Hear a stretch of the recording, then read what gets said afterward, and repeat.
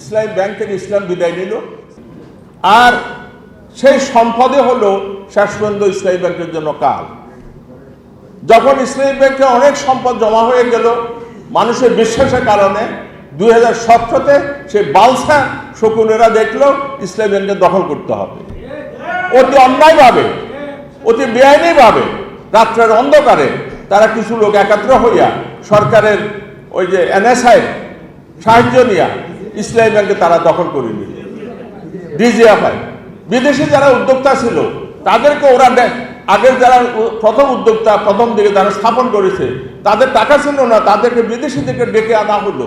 এরা নিচ্ছে লুট করার জন্য ইসলামী ব্যাংকে বহু টাকা জমা আছে, এটাকে লুট করতে হবে, আর কিছুই না। তারপর দেখেন ইসলামী ব্যাংক লুট হতে শুরু করলো। ইসলামী ব্যাংকের ইসলামী ব্যাংক থেকে ইসলাম বিদায় নিল। তারপর দেখা গেল এমন লুট হলো যে ইসলামী ব্যাংক অন্য ব্যাংকগুলোকে ধার দিত, ঋণ দিত, সেই ইসলামী ব্যাংক নিজেই ধার করা শুরু করলো। এর কারণটা কি?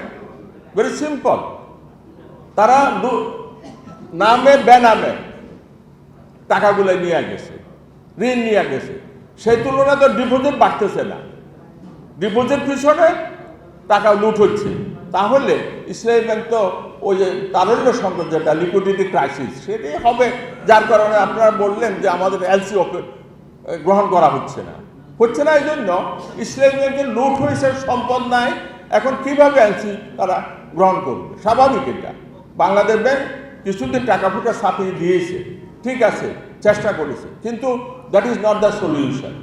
সলিউশনটা হচ্ছে ইসলামী ব্যাংক যারা দখল করেছে, জবরদখল করেছে, তাদের থেকে নিয়ে নেওয়া উচিত ছিল অনেক আগে। যা হোক, সেটা আশা করা যায়নি। কারণ দেখেন, যে গ্রুপ ইসলামী ব্যাংক নিয়েছে সে একই গ্রুপ সবগুলো ইসলামী ব্যাংক নিয়েছে। এটা হচ্ছিল একটা বৃহত্তর ষড়যন্ত্রের একটা অংশ, যে দেশে কোনো ইসলামী ব্যাংক থাকবে না।